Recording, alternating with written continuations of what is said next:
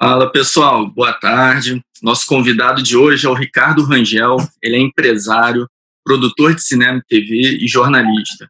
Ele concorreu ao cargo de deputado federal pelo Partido Novo nas eleições de 2018, acabou se desfiliando em 2019 e hoje é filiado ao Movimento Liberal Livres. Atualmente escreve uma coluna para a revista Veja e para o jornal O Globo. Então é uma honra ter você aqui, Ricardo. Muito obrigado pelo convite. Seja bem-vindo. É um prazer. Show de bola. Então, já começa aí a sexta-feira bombástica, né? Moro se demite. O que isso representa para o país? Bom, primeiro acho que é bom a gente localizar porque o Moro se demitiu há exatamente 2 horas, né? 1h30. Isso. Então, temos essa confusão acontecendo aí. Eu acho que ninguém sabe exatamente o que significa, exceto que há uma crise monumental, né? Ninguém sabe exatamente para onde é que isso vai. É óbvio que a carta do impeachment está em cima da mesa. Tem muita gente falando nisso. Muita gente falando em renúncia também. O Bolsonaro está perdendo muito apoio. Perdendo muito apoio entre os moristas, né, os apoiadores do Moro, que, de alguma maneira, associavam o Moro ao Bolsonaro, o que, na minha opinião, é um erro, já acho isso há muito tempo, já digo isso há mais de um ano. O Bolsonaro e o Moro não são aliados e não representam a mesma coisa e vêm numa trajetória de colisão há muito tempo. E agora, finalmente, houve esse divórcio que, na minha opinião, já deveria ter acontecido há mais tempo, mas o Moro preferiu ficar e foi ficando. Agora tem esse divórcio. Então, quem apoia o Moro tende a ficar contra o Bolsonaro. Então, o Bolsonaro, eu acho que fica isolado num gueto ainda mais restrito do que ele já estava, que são esses bolsonaristas realmente muito exaltados. As pessoas mais razoáveis tendem a se afastar. Agora mesmo estamos lendo notícias aqui de que os oficiais militares estão denunciando o Bolsonaro, dizendo que tudo tem limite e que não é possível continuar apoiando o Bolsonaro nessas circunstâncias. A gente ainda não sabe como é que os ministros militares vão se comportar, o que eles vão fazer, né? Os militares têm lá as suas circunstâncias particulares no Brasil, mas eles não costumam se associar a modelos de corrupção, de infração à lei, do ponto de vista criminal, etc. E tal. Então, a gente não sabe o que o Braga Neto vai fazer, o que o Ramos vai fazer, o que o Fernando Azevedo vai fazer. Essa carta do impeachment está na mesa, mas ela é uma carta meio complicada para muita gente. É uma carta que dá muita importância ao Moro, transforma o Moro numa pessoa ainda mais importante do que ele já é, inclusive do ponto de vista eleitoral. Então, é ruim para o PT, é ruim para o Dória, é ruim para todo mundo que quer ser candidato na próxima eleição. Então, a gente não sabe o que eles vão fazer. O Bolsonaro vai falar hoje às 5 da tarde. Ele, obviamente, precisa falar, porque o Moro acusou o Bolsonaro de 2 crimes graves, né? De interferência espúria na Polícia Federal, que é um órgão de Estado, e de falsidade ideológica por publicar esse ato de desoneração como tendo sido a pedido do Valeixo, seria mentira, e tendo sido assinado pelo Moro, que também diz que é mentira. Então, isso está, enfim, uma confusão. O Bolsonaro precisa falar, ele precisa vir a público para dar algum tipo de satisfação, e ele não está preparado para falar. Então, ele provavelmente não vai ser muito feliz nesse pronunciamento. Vamos ver, ele vai ao ar daqui a 3 horas. Ele, nas CNTP, ele já não se pronuncia muito bem, né? Imagina numa situação dessa. Esse momento que a gente vive, né? Você vê, o negócio da pandemia está até em segundo plano depois dessa. Eu, por um breve momento, até esqueci que a gente está na pandemia. Porque... Isso é uma coisa engraçada. Eu mandei minha coluna para a Veja anteontem, no fim do dia. É sobre o problema da pandemia, sobre o novo ministro, sobre o comício golpista do domingo, sobre a reação morna das Forças Armadas, que não ficaram indignadas com o presidente da República participando de um ato que pede ditadura. Esse era o assunto, anteontem, no fim do dia. Ontem de manhã surgiu a notícia de que o Moro teria pedido demissão por causa da interferência. E hoje de manhã o Moro de fato se demitiu. Quer dizer, nós mudamos completamente de assunto. É muito difícil você manter. Aliás, esse é um problema grave do Bolsonaro em geral. Ele precisa criar uma crise o tempo todo. Ele criava uma crise por semana, agora ele está criando 2 crises por semana. Não há governo que resista a uma coisa dessa. Muita instabilidade, né? Fogo amigo o tempo todo, né? Isso me surpreende muito, assim, porque a gente acabou de sair de um fenômeno grave que era o fanatismo dos petistas, que defendiam um monte de absurdo, mensalão, o petrolão comprovado, julgado, condenado em várias instâncias, e é natural esperar que teria uma reação. Eu confesso que eu não esperava que seria uma reação que iria para o polo oposto, porque eu achei que a gente adotaria uma certa dose de racionalismo, de sensatez, mas que a gente está vendo é que parece que a coisa só piora.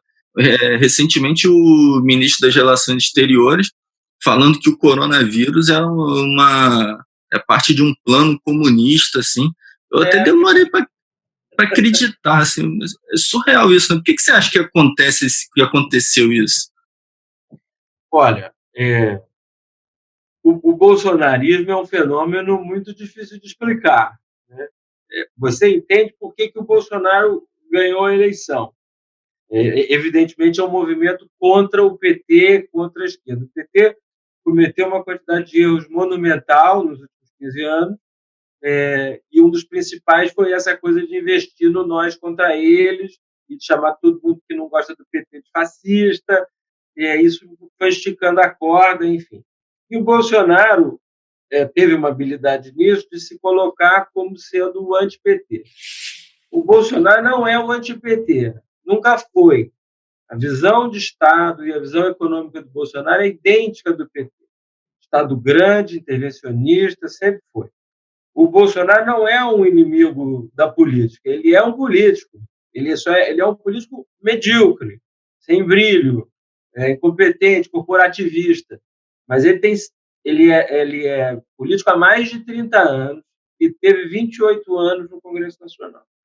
Então, ele não é um exemplo de pessoa. O Brasil estava precisando combater a corrupção, né, por causa do mensalão, do petrolão e tal. O Bolsonaro se colocou como isso. O Bolsonaro não é um representante disso. Ele sempre foi um cara do baixo clero, sempre fez aqueles esquemazinhos lá que esses deputadozinhos fazem. Você vê o gabinete lá do Flávio Bolsonaro com o Queiroz é amigo do Bolsonaro a vida inteira, o Bolsonaro é amigo de miliciano, amigo de assassino. Ele não é um representante do Brasil decente. Mas ele, de alguma maneira, conseguiu se transformar nesse anti-PT e foi eleito. Isso é compreensível. Por que a popularidade do Bolsonaro não cai depois de 14 meses em que ele é um governante desastroso? O Bolsonaro é claramente o pior presidente que nós já tivemos, e já é há muito tempo, inclusive na área econômica, porque ele atrapalha o projeto econômico do Paulo Guedes, que era correto, não é mais, né? Porque agora, nessa crise da pandemia, as ideias do Paulo Guedes estão equivocadas, mas era antes. Então, o Bolsonaro é muito ruim. Por que ele continua tendo essa popularidade? Essa coisa dos fake news, lá, do gabinete do ódio, etc. e tal, da mentira, isso explica parte. Não explica completamente. Há uma coisa de psicologia das massas aí que a gente ainda vai demorar para entender. E a questão é, até agora ele continuava mantendo 30% de popularidade, o que faz com que fique muito difícil fazer um impeachment contra ele. Nós fizemos um impeachment contra a Dilma, que tinha muita popularidade, independentemente de ter sido correto ou não ter sido correto, teve consequências muito ruins. Muita gente reclamando que foi golpe, ainda há uma briga por causa da Dilma, tanto tempo depois. Então é muito caro. Fazer o segundo impeachment num período tão curto, com um presidente que tem popularidade, é muito caro também. Então é difícil fazer. Agora, com esse tema do Moro, a popularidade do Bolsonaro com certeza vai cair. Vamos ver a quanto vai cair, se cai a ponto de ser possível fazer um impeachment de maneira indolor, e se o Congresso vai estar disposto a fazer isso. É a pergunta, vamos ver. É verdade. Eu acredito que um pouco da sustentação dele se deva à penetração dos políticos aliados dele nas religiões evangélicas. Eu acho que realmente deve ter alguma coisa assim de fake news aliada com conservadorismo. Não é nem conservadorismo, né? Ele é retrógrado, né? Não é nem conservador. É uma coisa obscurantista mesmo, né? Anti-ciência.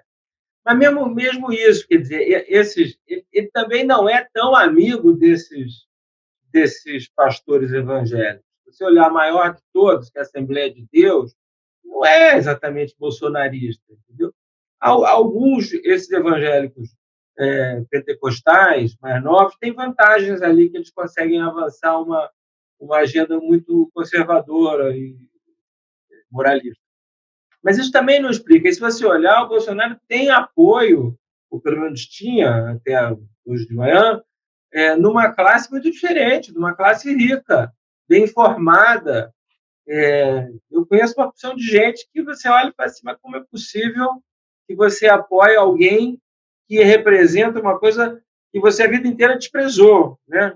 O Bolsonaro é tosco, ignorante, não valoriza a ciência, enfim, é uma pessoa que nos envergonha de muitas maneiras. Mas ele tem apoio. Tinha apoio no mercado financeiro, né? Até chegar a pandemia, pelo menos, tinha. E é difícil de entender. Muito complicado. E eu lembro quando eu achei a notícia que o Globo.com anunciou, né, que você ia escrever artigo para eles e tal, e você falou assim, eu achei até engraçado, assim, triste, mas verdade, né? Você tenta falar de outros assuntos, mas a política não deixa, né? O Brasil é isso, né? Estamos aqui falando do Moro. Anteontem esse assunto não estava nem na pauta. É impressionante. Você viu, olha, o Mandetta, eu escrevi um artigo para o Globo numa sexta-feira,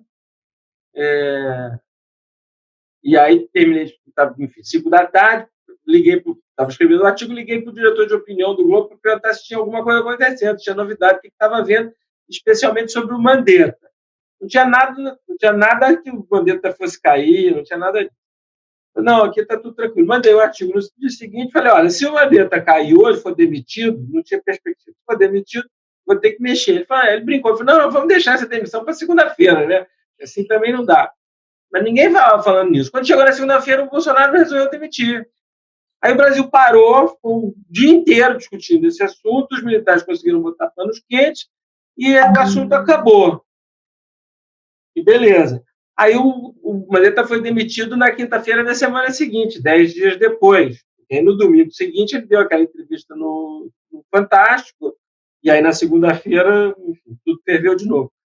Mas é assim, é muito difícil. Se você olhar essa segunda-feira em que o Mandetta quase foi demitido, as informações mudaram, sei lá, 8 vezes durante o dia. Vai demitir, não vai mais demitir. Ah, não, vai demitir. Não, agora chegou um acordo, vai fazer... O Brasil ficou um país impossível. Isso daí até me faz link com uma pergunta que eu queria te fazer de como que é a relação do jornalista com as fontes, como que funciona esse trabalho, assim, de você recebe uma informação e entre o recebimento dessa informação e a sua decisão de publicar. Como que funciona isso? Como que é checar? Já tenho curiosidade de... Olha, eu não sou jornalista de formação, né? Você é administrador, né?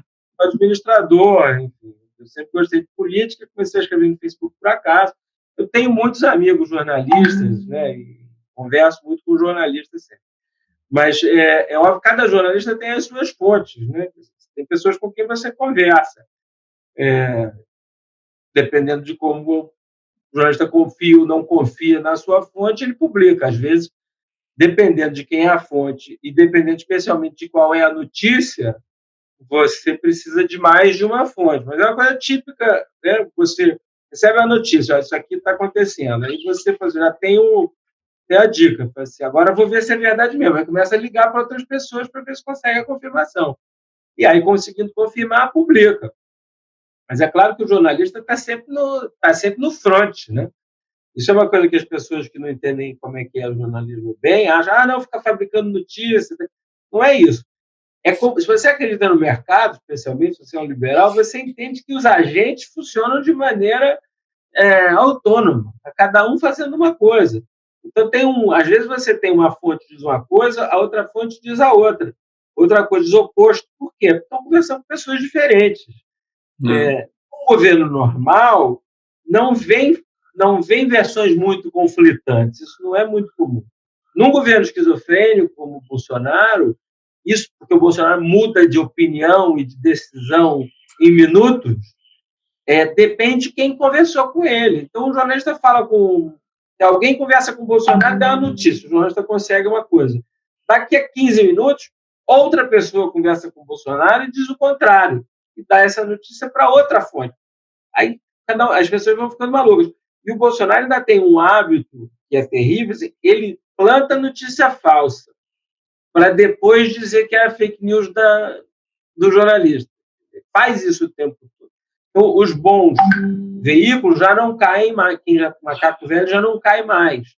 Então, quando saiu a notícia de que o Bolsonaro tinha a Covid, estava doente, muita gente tinha essa notícia, mas não deu. O Globo tinha, enfim. Alguns jornais tinham. A Fox deu. A Fox acreditou numa fonte que era alguém próximo do Eduardo Bolsonaro. Até hoje a gente não sabe se a notícia era verdadeira ou não, porque o Bolsonaro não mostrou o laudo. E o fato de ele não mostrar sugere que ele tenha ficado doente e não queira discutir. Então, a minha leitura na época é o seguinte, o Eduardo falou para a Fox a verdade, ele estava doente. Depois eles decidiram mudar a versão e encobrir, dizerem que ele é uma mentira. Acho que é mentira. Pode ser mentira. Ele não mostra o laudo, ele não mostra. Se for verdade, mostra. Então, o governo Bolsonaro é assim, é uma coisa muito confusa, mas mais difícil para o jornalismo. Na verdade. E muita gente que defende o Bolsonaro diz que a mídia está em peso, trabalhando contra ele, falando que, por exemplo, eu já ouvi gente da Globo, gente que trabalha na Globo, dizendo o pessoal aqui está realmente fazendo de tudo para manchar a imagem dele, para derrubar ele, mas eu falo, mas poxa, precisa se esforçar? Não, pois entendeu? Às vezes acontece até o contrário, é porque os veículos ficam... Às vezes o veículo passa a não dar certas notícias, ou tentar não dar, até para não parecer que é isso. Mas o governo Bolsonaro é um governo complicado, porque as notícias são sempre muito ruins. Porque ele é um muito mau presidente, né? Faz coisas erradas o tempo todo. Ele é um cara que tem vocação para ditador, mas não tem talento, né? Ele não sabe se organizar. Ele quer que todo mundo bata continência, mas ele não sabe seduzir, não sabe negociar, não mantém a palavra, combina uma coisa, faz o contrário. É o depoimento do Mandetta para Veja, em que ele diz, não dá, você encontra, explica, ele entende, está tudo certo, você volta, ele faz o contrário, você fica maluco, volta lá, explica de novo, agora ele entendeu, está perfeito, ele vai e faz o contrário. É muito difícil. Agora, essa ideia de que a imprensa quer derrubar o Bolsonaro é besteira. A imprensa não gosta do Bolsonaro porque o Bolsonaro trata a imprensa mal. O Bolsonaro faz uma campanha de descredibilização da imprensa, falando que a imprensa mente o tempo todo. Ele, obviamente, se pudesse, faria censura e acabaria com a imprensa, como todo mundo que tem um viés ditatorial. Então, a imprensa, obviamente, não gosta dele. Agora, as notícias são as notícias. Aí você vai ter um veículo que você acha que é mais ousado, ou que faz uma leitura um pouco mais de má vontade. Tem outro veículo que não acha isso, né? Se você for olhar, o antagonista sempre teve uma visão mais simpática em relação ao governo Bolsonaro. Hoje já não está tanto. Por quê? Porque a realidade se impõe, né? Não, verdade. E tem uma coisa que também eu fico pensando, eu não acredito que ocorra com frequência não, mas eu lembro que aquele jornalista Paulo Henrique Amorim já disse que já foi censurado pelo Serra, que já pediram a cabeça dele, Você já passou por algum episódio de censura, ou você ficou sabendo de algum caso próximo, alguma coisa do tipo, assim, tira ele daí que ele está Não, isso era uma coisa que acontecia. Primeiro, eu falei que não é uma pessoa confiável, né? Um jornalista de reputação, enfim, já morreu e tal, mas é um jornalista de reputação complicada, né? Ele tinha aquele site Conversa Fiada, não considero que seja imprensa, é um site panfletário. panfletagem do PT. Né? O Bolsonaro também tem os dele, mas imprensa é imprensa. Né? Não propaganda é propaganda, notícia é notícia, são coisas diferentes. Durante a ditadura, isso era muito comum. O Cláudio Abramo, por exemplo, que era o diretor de redação da Folha de São Paulo, foi demitido, segundo o Cláudio me contou, naquela época, porque o Delfim Neto pediu a cabeça dele. Mas isso foi na ditadura. Hoje em dia não tem. O que tem é que, como o governo não tem um pendor democrático de verdade, eles não gostam das notícias e querem mudar. Eu escrevi um artigo uma vez no Globo, que dizia sei lá o quê, e o João Heleno fez um tweet dizendo que eu era recalcado, que eu tinha saudade do PT, porque eu estava fazendo críticas ao Bolsonaro. Nunca te leu, né? Se ele tivesse lido um pouco. Não sabe quem eu sou. E os adjetivos são esses, recalcado, não sei o quê. Agora mesmo o ministro Ramos, na coletiva de quarta-feira, teve o Nelson Tais, disse que a imprensa tem que parar, porque a imprensa só fica mostrando cova e corpo, cova e corpo, cova e corpo, tem que dar as boas notícias. Quais são as boas notícias? A notícia é corpo e cova, meu amigo. Entendeu? Quer dar boa notícia? Bota uma teta de novo, que era um bom ministro. Mas não é. Então, os poderosos não gostam de imprensa livre. O Lula não gostava, fez projeto para censurar. Recentemente, depois que ele saiu da cadeia, deu uma entrevista dizendo que a única.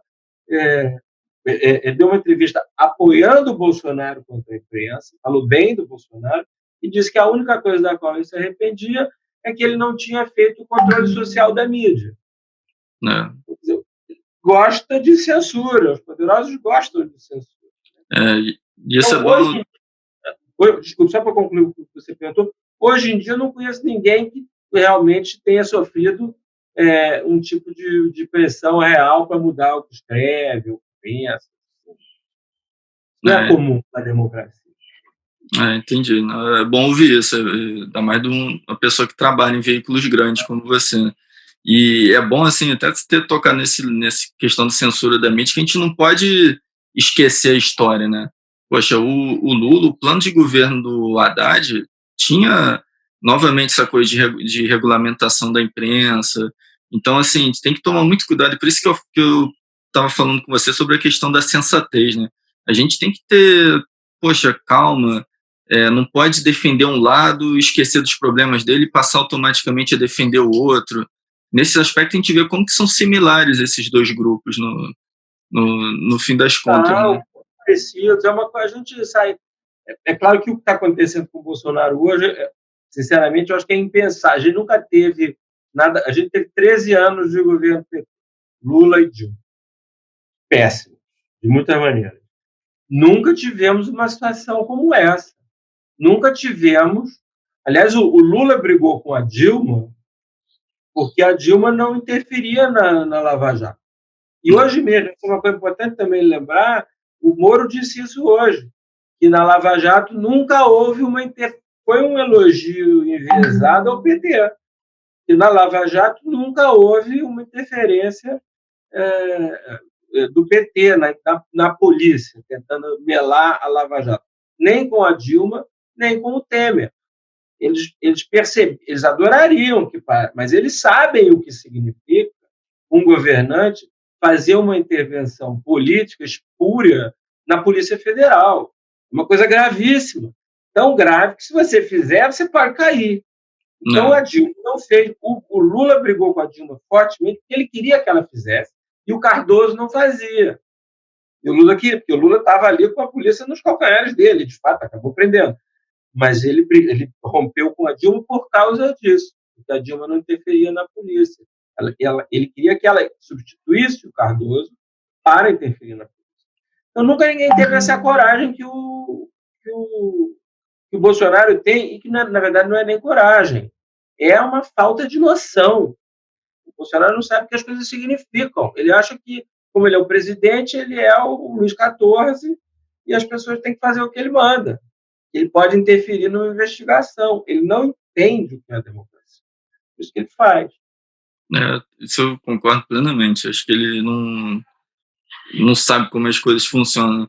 E aí, mudando um pouquinho assim de lado da política, né? Você teve a experiência de ser candidato a deputado federal em 2018, né?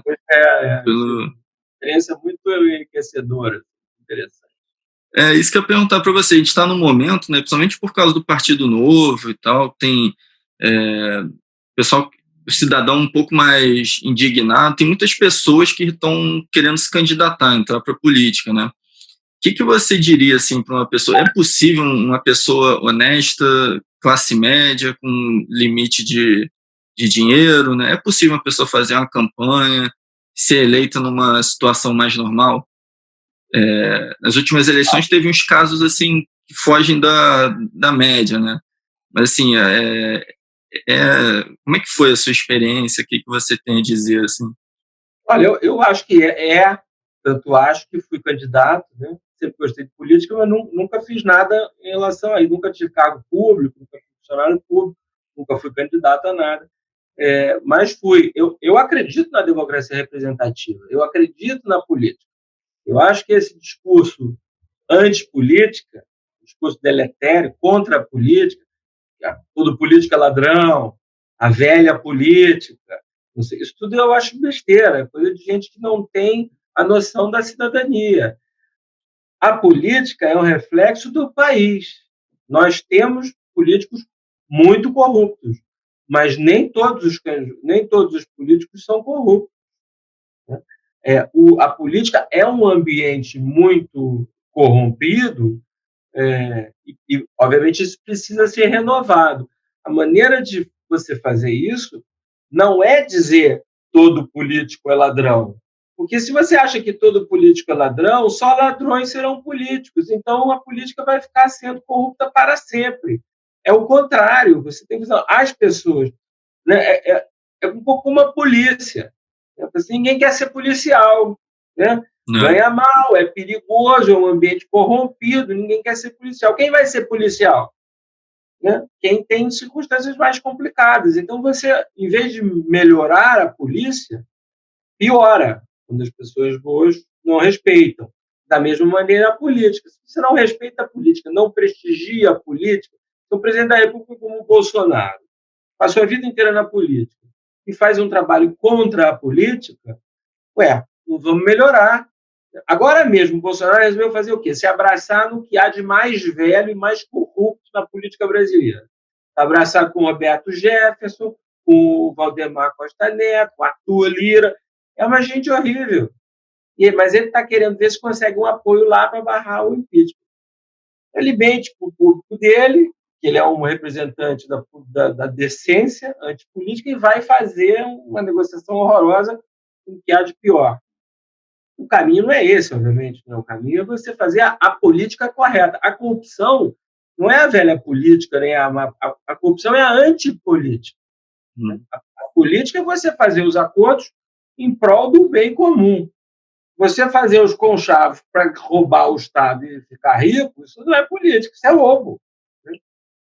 Então, eu acho que todas essas pessoas têm que ser candidatas, sim. Vamos melhorar a qualidade do debate público e melhorar a qualidade da representação política no Congresso. É isso aí. E acabou que depois você acabou não sendo eleito, né? Você acabou saindo do Partido Novo, né? E como é que foi essa decisão? Foi um processo longo? Foi um processo mais curto? Sair do partido? Isso. Foi um processo longo, né? Em relação ao que eu acho, né? E como o partido se posicionou. O partido acabou se posicionando de uma maneira mais próxima do que eu achava adequado ao governo Bolsonaro. O Novo sempre teve liberais, né, liberais autênticos, né, como eu, e conservadores, democratas. Eu acho uma posição perfeitamente respeitável. Há uma outra parte de ultraconservadores pouco democráticos. Também tem muito novomínio. Essa turma eu olho com uma certa desconfiança. E essa turma tem uma proximidade com o Bolsonaro forte. Então, tem essas forças dentro do Novo. Eu achei que a representação do Novo, em Brasília, né, que é o que mais parece, e a própria representação do partido, não era, por assim dizer, muito vocal contra o Bolsonaro. Então, o Bolsonaro fazia coisas que eu achava uma barbaridade, todo mundo gritava, e o Novo não gritava com tanta ênfase, ou não gritava com tanta ênfase. A bancada passou a ser, na minha opinião, excessivamente próxima ao governo federal. O Novo votou com o governo mais do que o PSL. O Novo votou com o governo mais de 90% das vezes. O PSL foi, sei lá, 83%. Eu comecei, aí teve a questão do Salles, eu achava o Salles uma coisa particularmente constrangedora, o cara que estava desmontando o IBAMA, desmantelando o CBio, fazendo uma coisa de realmente destruir a Amazônia, como, aliás, neste momento que a gente está falando, que ninguém está prestando atenção, o nego está botando para quebrar na Amazônia. Né? Nunca houve desmatamento parecido, aumentou em relação ao ano passado, uma barbaridade. E ninguém está vendo, porque a gente está discutindo a pandemia, a crise da saúde, o Mandetta sai, quem é Nelson Taix, o Moro sai, o Moro acusa o presidente da República de ser criminoso, e ninguém está olhando, e é natural que não esteja olhando, mas os grileiros lá na Amazônia estão botando para quebrar. Então, quando o Salles estava fazendo isso tudo, enfim, eu falei, isso aqui está muito difícil. Eu cheguei a assinar uma representação contra o Ricardo Salles no partido, o Marcelo Trindade foi candidato a governador e o deputado estadual Chico Bulhões, contra o Salles. Aí essa representação seguiu seu curso lá, que eu também achei um pouco lento, e aí acabei achando que a minha posição era excessivamente crítica ao governo Bolsonaro em relação à posição do partido, que não era tão crítica quanto eu achava que deveria ser. E aí. Tenho muitos amigos lá, não briguei com ninguém, não. E continuo tendo muitos amigos, com quem eu falo sempre. Não, show de bola. E aí o lugar que você se sente confortável mesmo é o Livres, né? Você entrou no Livres em que ano? Eu entrei no Livres antes de sair do Novo. Eu não entrei durante a campanha eleitoral, porque não quis misturar uma coisa com a outra, entrei um pouco depois. O Livres não é um partido político, o Livres é um movimento liberal, um liberal de verdade, né? Um liberal autêntico, liberal. Se não é liberal em economia e conservador em costumes, eu acho que não existe isso. É conservador. O cara que é liberal em economia e conservador em costumes é conservador. Se chama conservador, né? É conservador. O que, ok, é legítima a posição. Não é a minha. Eu acho que cada um faz o que quiser com o seu corpo, né? Eu sou um liberal em política, em economia, em costumes, etc. E o Livres é isso. Então, é um lugar onde eu me sinto muito bem e confortável.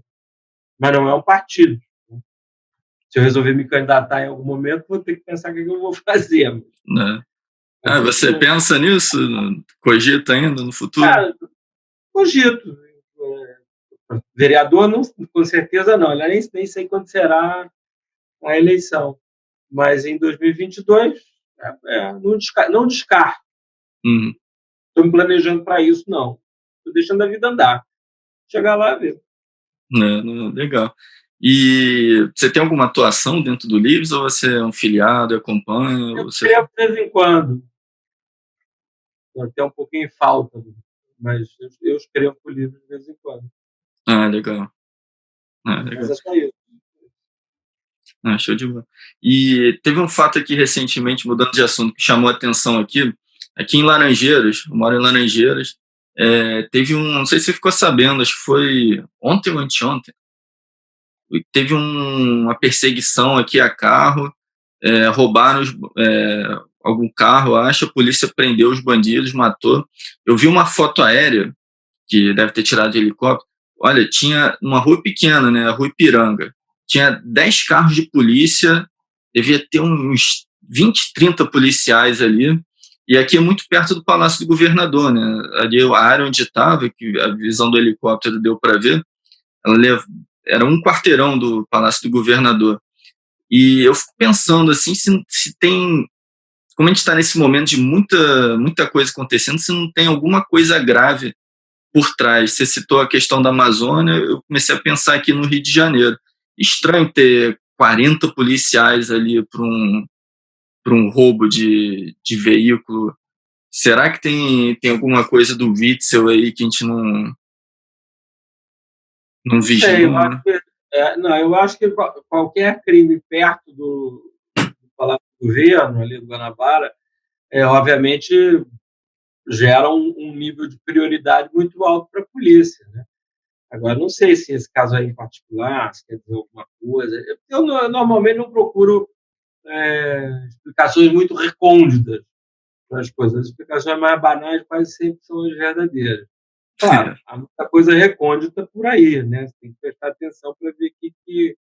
Mas a primeira explicação, para mim, não costuma ser essa. Eu explicaria pelo fato de ser perto do Palácio do Governo. Entendi. Agora, a gente sabe do Witzel, a gente sabe as coisas que a gente sabe, né? Ele quer ser candidato a presidente, ele rompeu com o Bolsonaro. Aliás, não sei se você viu, ele convidou o Moro para ir trabalhar com ele, né? Ele dá carta branca de verdade. Aqui tem carta branca de verdade, pode vir trabalhar comigo, que vai ser ótimo, meu colega juiz e tal. Engraçado. O Moro vai procurar um emprego, o Witzel eu achei divertido. Ele já ofereceu um emprego ali, já marcou um ponto por humoristas, né? Foi. Antes que o Dória contrate, porque o Dória pega todo mundo que trabalha no governo federal. Caramba, mas é muita maluquice, né, na história. Aquele episódio dele ajoelhando pro Gabigol, o Gabigol ignorando, é cada coisa constrangedora, dá uma vergonha. Não sei se tem aquele seriado lá, como é que é o seriado em inglês lá, que é no ambiente de trabalho, The Office. Eu não consigo assistir aquilo de tão constrangedor, que é um humor de constrangimento. Eu faço a mesma analogia, eu não consigo nem olhar para esse pessoal, cara, pro Witzel. É tão constrangedor algumas aquela corridinha na ponte, né, também, quando mataram o sequestrador do ônibus. Complicado. Agora falar dos assuntos que eu sei que você gosta aí, de cultura. Você é produtor de TV e cinema, você é sócio de uma produtora, né, Conspiração... Eu não sou mais, eu vendi antes, quando eu virei candidato, eu vendi. Ah, você vendeu. Vendi em 2018. Uma coisa era uma coisa, outra coisa era outra coisa. Legal. E você produziu quais filmes, assim? Como é que foi? Você era algum longa-metragem? Como é que foi teu trabalho, assim, no cinema? O mais famoso da Conspiração é Dois Filhos de Francisco. O mais famoso, fez mais sucesso. Mulher Invisível também. Teve a série na televisão, na Globo, e antes teve um longa-metragem. Que legal. Fez muitos filmes. Assim. Como tem uma série em coprodução com a França, chamada Vermelho Brasil, conta a história da França Antártica, o Ville-Gagnon aqui no Rio, tal, com uma super produção. Teve muita coisa. Pô, muito bom. E você gosta de cultura, né? Você gosta muito, você acompanha, né? Política cultural no Bolsonaro, no governo atual, a gente sabe que é complicada, né? É nula. Na verdade, é quase que ser nula é negativa. Não, porque a alternativa era uma política goebbeliana, né? Uma política ativa de estímulo, de encorajamento de certos valores, né? Isso é uma coisa perigosíssima, você fazer uma política cultural ativa de tutelar os agentes culturais, né? De obrigar os agentes culturais, enfim, o trabalho a política cultural, né? Você precisa dar incentivo, né? Todos os países liberais do mundo dão, mas sem influenciar no conteúdo. Inclusive, não é nem permitido por lei. A Lei Rouanet, por exemplo, está escrito expressamente que o poder público não pode decidir o que vai ser produzido e o que não vai. Você faz uma lei, inclusive a Lei Rouanet, que é uma lei de corte liberal, ela impede que as pessoas, quase todo mundo a maior parte das pessoas não entende isso, e quase todo mundo que fala mal da Rouanet não tem a menor ideia de como ela funciona. Mas a Rouanet é um negócio muito inteligente. O recurso é público, é de renúncia fiscal. Mas quem decide para onde ele vai não é o poder público, é a sociedade, são as empresas e pessoas. Então, na verdade, é uma coisa liberal porque você está empoderando, com esse verbo, entregando o poder de decisão para as pessoas e para as empresas. Então, vai sair o que a sociedade quiser. Se a sociedade quiser produzir uma coisa, produz. Se quiser outra, é outra. Não é a vontade do governo, que é o que o Bolsonaro quer. O Bolsonaro quer fazer um filme religioso, quer contar um filme que conte uma história bonita do Brilhante Ustra, que é aquele herói dele que é um torturador, então ele quer contar uma história bonita mentindo a verdade para dizer que o Brilhante Ustra era um cara bacana. Essas coisas são perigosíssimas. Marte heróica, nacional, que é absurdo também, mais um para a coleção. Isso é um negócio perigoso. Né?